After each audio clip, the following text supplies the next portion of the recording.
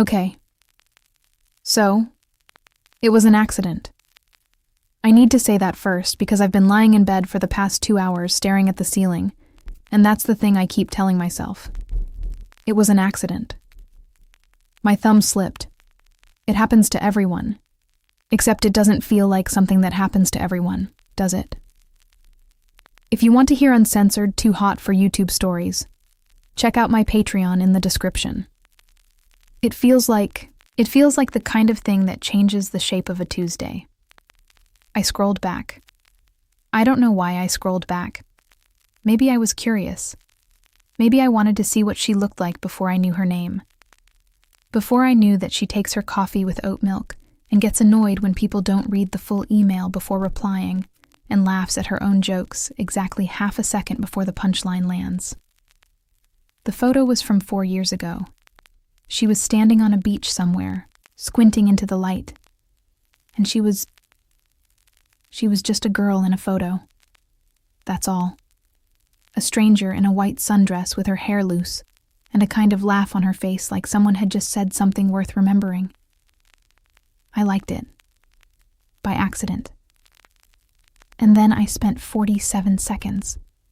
I counted, watching that little heart icon sit there glowing on my screen before I unliked it. 47 seconds. Do you know how long that is when your heart is beating like that? I need to back up. I need to explain how I ended up here, lying in the dark, worried about a photo from 4 years ago and a girl I have absolutely no business thinking about at 11:37 on a Wednesday night. Because here's the thing, no one tells you about working for someone. You think the hardest part is the job. It's not. My name is Adrienne.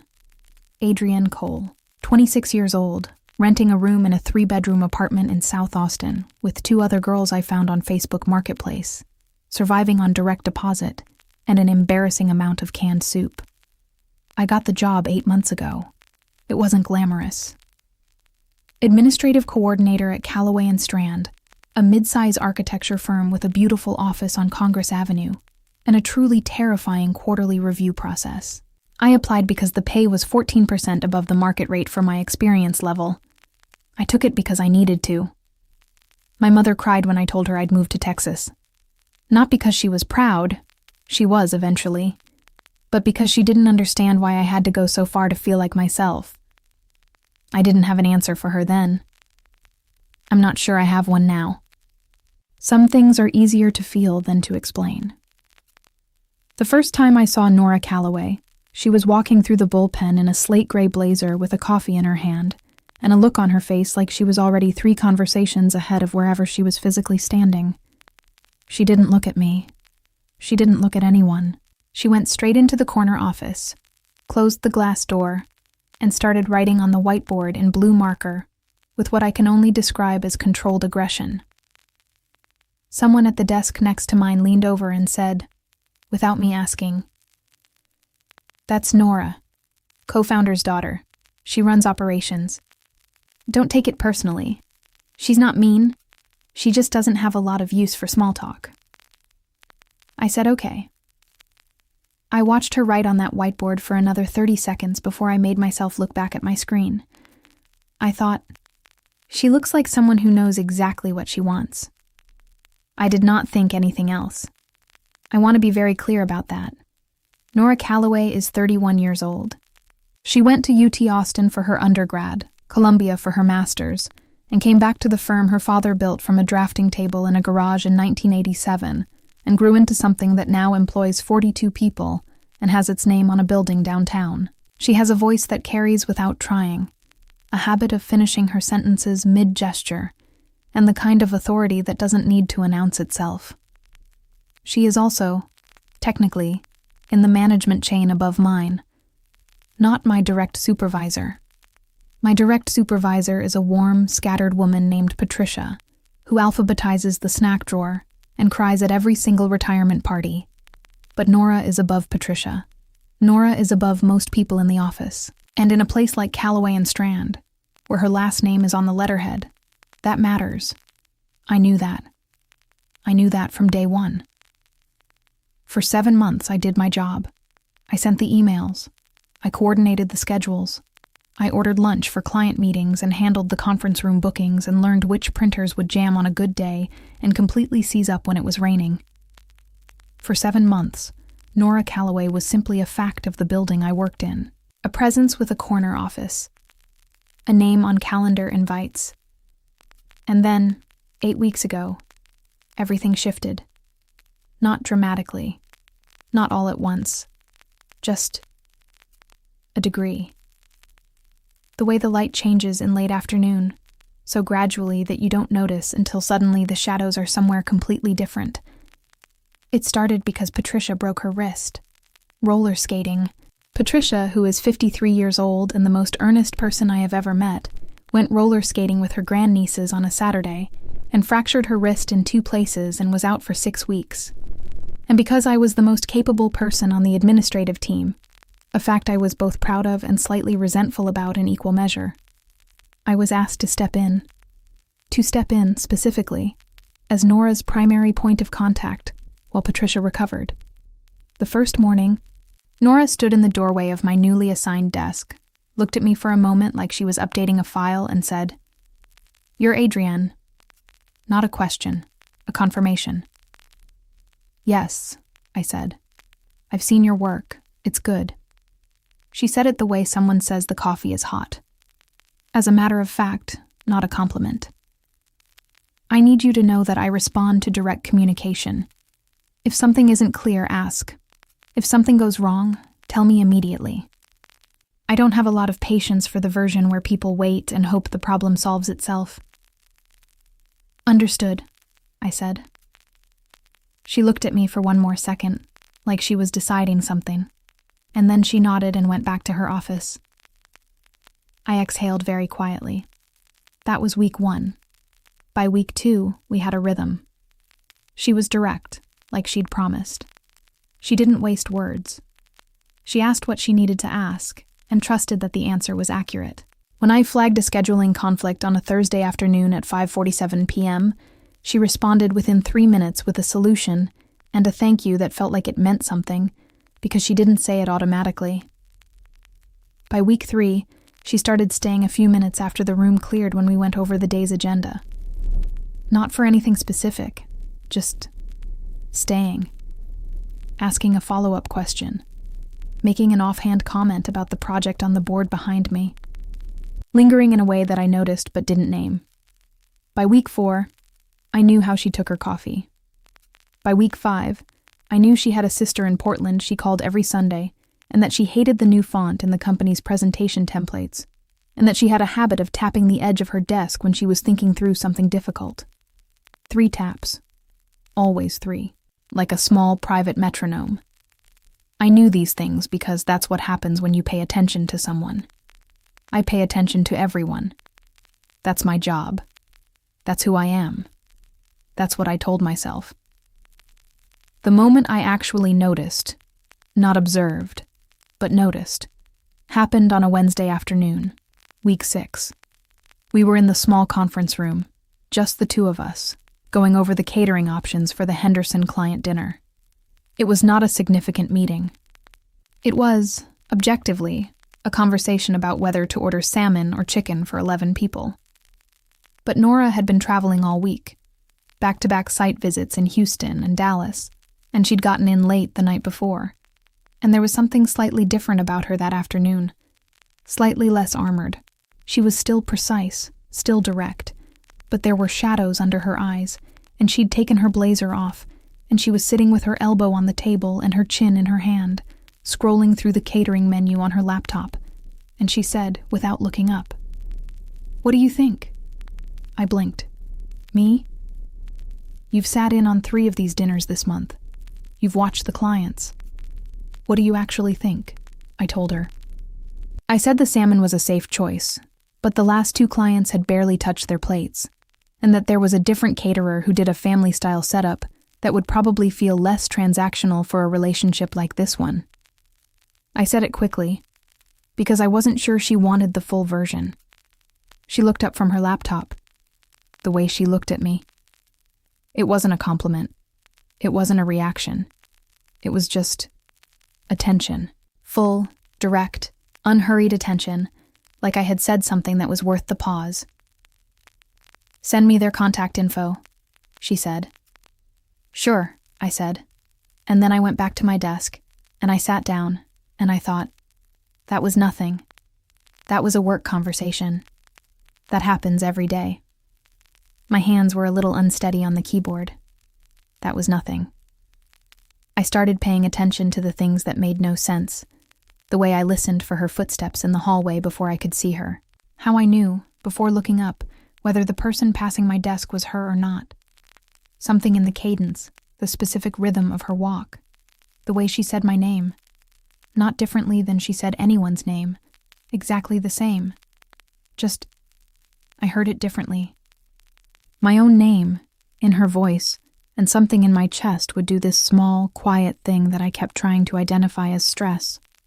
It wasn't stress. The afternoon she stopped at my desk to drop off a file. Nothing unusual. She did it twice a week. And she paused on her way back and said, "Have you eaten today?" Because she'd noticed I hadn't left for lunch. I said yes. I'd had something at my desk. She looked at me for a moment. "That doesn't count," she said, and she left. 40 minutes later, someone from the front desk brought me a sandwich from the place around the corner. She hadn't mentioned it. There was no note. I only knew because the order had her name on the receipt. I ate the sandwich. I stared at the receipt. I thought about throwing it away. I folded it carefully and put it in the pocket of my jacket. That was the part I couldn't explain away. Not to myself, anyway.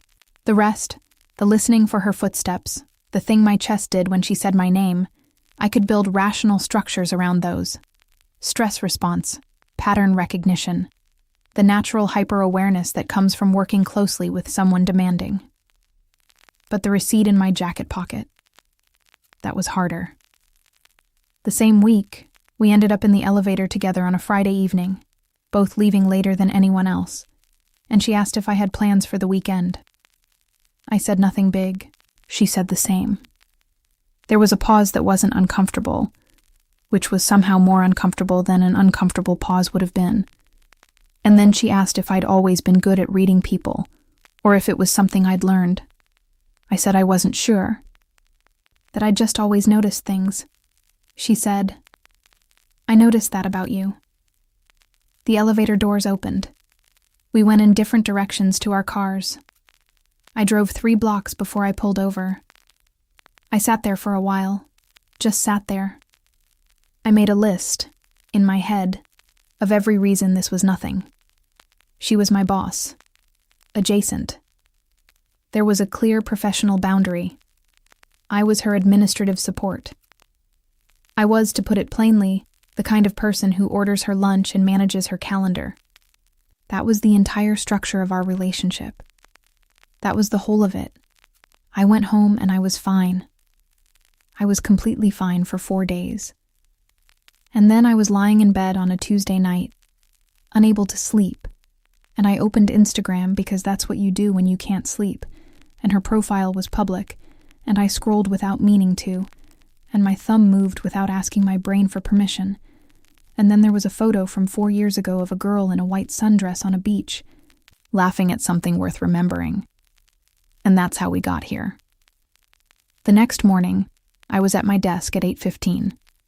Normal, completely normal. Black coffee, calendar open, inbox sorted by urgency. I had a plan, which was to be so professional and so competent and so invisible that nothing had happened, because as far as anyone in the world could tell, nothing had happened. Nora arrived at 8:40. She passed my desk. She said good morning. She kept walking. I said good morning to the space she'd already left. I was fine. I spent 4 days being fine. On Thursday, we had a 2-hour working session with the Henderson team. Adrienne taking notes, Nora presenting, the kind of meeting where every sentence you write down is someone else's idea, and you're just the architecture of the room, invisible and necessary. I was good at this. I was always good at this. Except that at one point Nora turned from the board and looked at me. Not to say anything, just checking something. and I realized I had written the same phrase twice in my notes. I deleted one of them. I did not look up. After the Henderson team left, she came to my desk and said, "Good notes today. Especially the section on the budget timeline. You caught something I glossed over in the presentation." She said it and started to turn away. Nora. The word was out before I'd decided to say it. She turned back. Sorry. Can I ask you something that's not work?" She looked at me for a moment. The careful look. "Okay. Do you ever feel like you're thinking about something too much? Like the thinking is the problem?" She was quiet for a second. Not dismissal quiet, considering quiet. "Yes," she said. "My solution is to do something about whatever it is before the thinking takes up too much space." She paused. "What are you thinking about too much?" "Nothing," I said. "Never mind." She looked at me. Just looked. And then she said very quietly, "Okay." She went back to her office. I stared at my screen. I thought, she knew. She had to know. No one answers a question like that without understanding the shape of it. I thought, she definitely didn't know. She was just being direct because that's what she does. I thought, I need to stop thinking about this. I thought about it continuously for the next 11 days. The architecture of it was impossible. Nora Callaway was not a woman who existed on the same level as me in any organizational or social sense. Her name was on the wall in the lobby. Her father had shaken hands with the governor at a fundraiser last spring, and I knew this because I had confirmed the catering for that event. There was a world she lived in. Dinners with clients who wore watches that cost more than my monthly rent, board meetings, site visits to projects that would still be standing in 100 years. And it was not my world. My world was a room in South Austin, and a Venmo balance I checked before agreeing to go to dinner, and a mother in Indianapolis who worried in a feeling I'd carried for most of my life of being slightly outside of something, watching through glass. These were not the same worlds, and even setting that aside, even setting aside the money and the last name and the degrees in the corner office, there was still the matter of the company. Still the matter of what it would mean, what it could cost. I had seen the employee handbook. I was not unaware of how these things went. Someone always paid more than the other, and I knew, without having to say it out loud, which one of us that would be. I started being careful. I stopped lingering. I answered every message in exactly the right amount of words.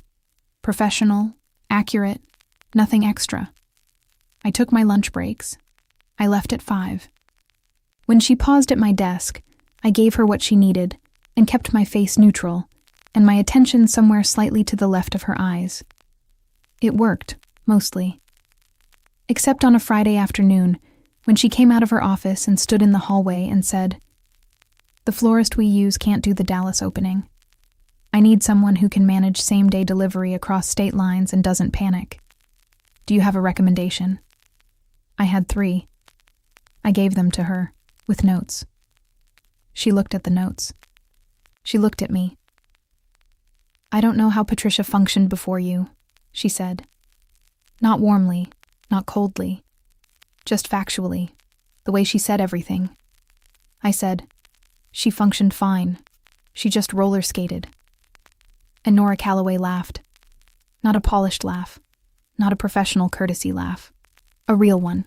Surprised, a little too loud, gone in a moment but there, genuinely there.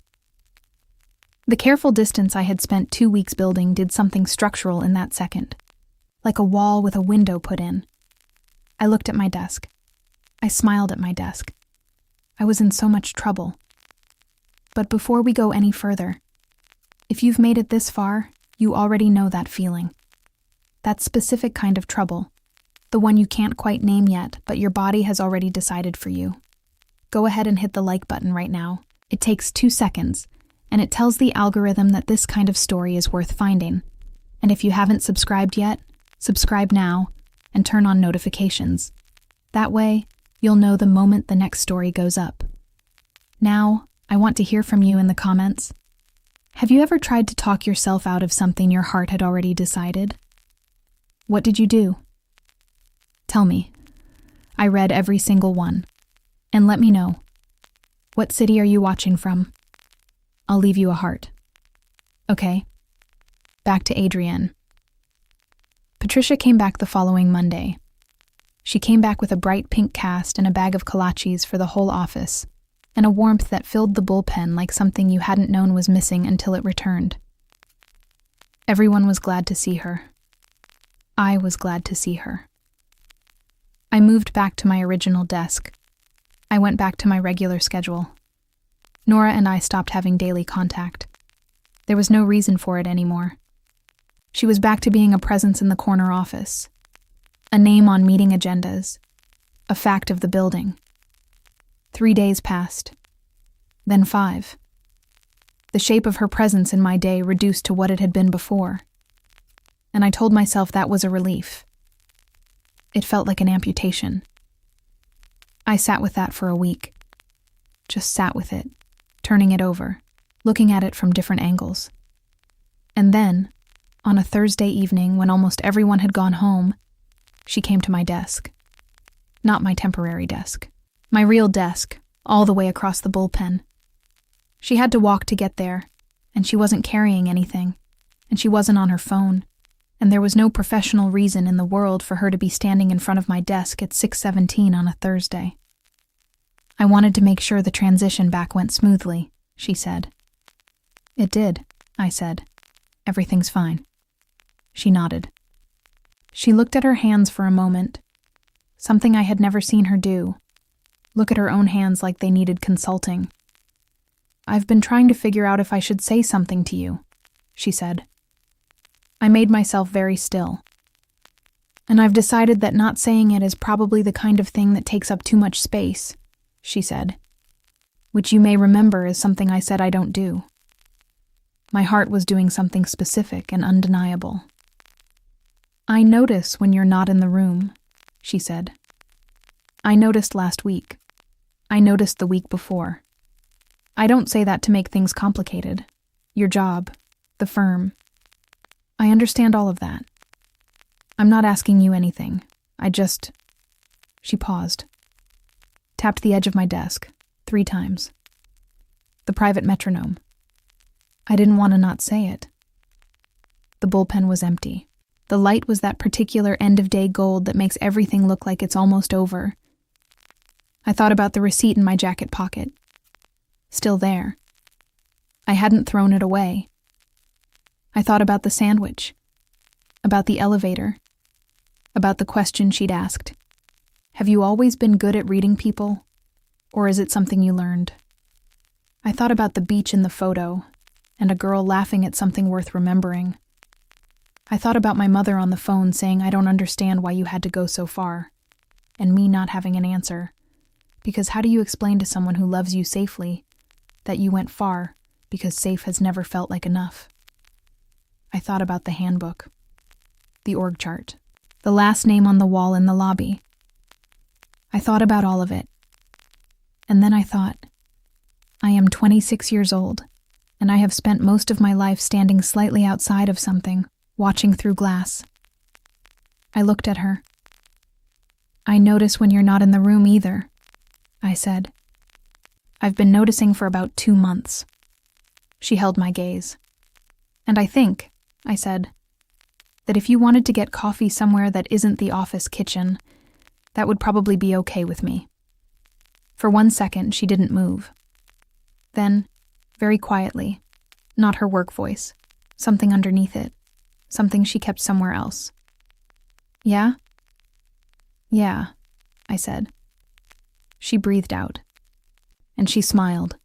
Small, not performed. The kind of smile that means something because it wasn't designed for anyone else. Okay, she said. That was it. That was all. But the entire structure of the thing between us, all that careful distance I had been so diligently maintaining, had just shifted underneath both of us, and I think we both knew it. She said goodnight, and walked back across the empty bullpen. I sat there for a while. I didn't fold anything carefully and put it in my pocket this time. I didn't need to. The thing I'd been carrying quietly for 2 months had a shape now. And the shape was next step. What came after the next step? What it would cost, who would notice, what it would mean for the job and the org chart and the name on the wall in the lobby. I didn't know yet. What I knew was that I was done standing outside of things, watching through glass. I picked up my bag. I went home. I did not stare at the ceiling. I slept, for the first time in weeks, like someone who has stopped arguing with herself. The coffee happened the following Saturday, not the office kitchen. A place in East Austin with mismatched chairs and too many plants, and a barista who clearly did not care who anyone was, which felt like exactly the right room for this. Nora showed up 5 minutes early. I showed up 4 minutes early, saw her already there, and stood outside for 60 seconds telling myself to be a normal person. Then I went in. She had gotten us both a table by the window. She had ordered her coffee, oat milk, no sugar, and left a menu on my side like maybe I'd want it. It was such a small thing. So careful. So much more like her than the corner office and the authoritative voice that carried without trying. I sat down. She looked at me. "Hi." "Hi," I said. And that was the beginning of it. Not the feeling, which had been there for months, but the decision to stop pretending it wasn't. We talked for 2 hours and 40 minutes. I know because the barista started stacking chairs around us, and we looked at each other and laughed and gathered our things in that slightly embarrassed way of people who have lost track of time in a conversation and are not entirely sorry about it. On the sidewalk outside, she said, "I should tell you that I told my father last week." I looked at her. Told him what? That I wanted to restructure the admin team reporting lines. She met my eyes. So that there's no ambiguity about the chain of command. So that what's happening here is what it actually is, and not something that needs to be managed around. I understood what that meant. What it had cost to say it to her father. What it might still cost, in ways neither of us could fully anticipate. The whispers in the office, the raised eyebrows, the people who would have opinions about the co-founder's daughter and the girl from the administrative team. "You didn't have to do that," I said. "I know," she said. "I wanted to." She said it the way she said thank you when she meant it. Not automatically, not as a courtesy, as a fact. I looked at her standing on the sidewalk in the Saturday morning light. No blazer, hair loose. Not so different, actually, from the girl in the photo on the beach. Just older. Just more herself. "Okay," I said. She tilted her head. "Okay?" "Okay," I said again, and I meant it as the whole of it. Okay to the restructured reporting lines and the raised eyebrows and the things that might cost something and the things that might not, and the 2 hours and 40 minutes and the oat milk, and the receipt I had kept in my jacket pocket for weeks and couldn't explain, except that I'd known, even then, that something was worth saving. She smiled. The real one, not the work one. We walked to the corner together. It was a very ordinary Saturday morning. It was the least ordinary morning of my life, and I thought, this is what it feels like when you stop standing outside of something. This, right here. Adrienne had spent most of her life being careful, precise, useful, standing at the edges of rooms, reading people, making everything work so smoothly that no one had to think about it. She was very good at it. She just hadn't understood, until now, that being good at disappearing is not the same thing as being safe. And sometimes the bravest thing isn't a grand gesture. Sometimes it's just saying, yeah. If this story reached something in you, write courage in the comments.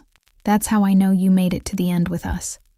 And if you want more stories that feel like this, real, and a little unsteady, and worth it, The next one is on your screen right now. Big love, and until the next story.